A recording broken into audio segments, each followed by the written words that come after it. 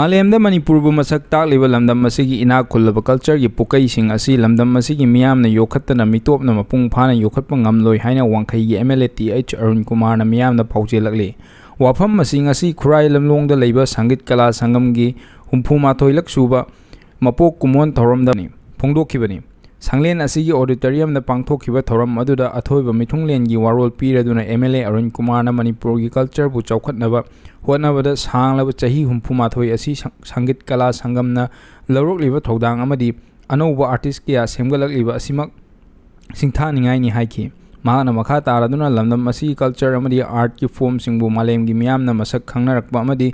pamnarakpa asimak aikhogi chawthok chaningai ni sangeet kala sangam na ngasi gi fibam asi yorokna bohonabada laioi khraba ahal laman singna loramba thodang ikai khumnafam thoi haina phongdokhi ngasi kumon thoram aduga mari lenana sangeet kala sangam gi artist singna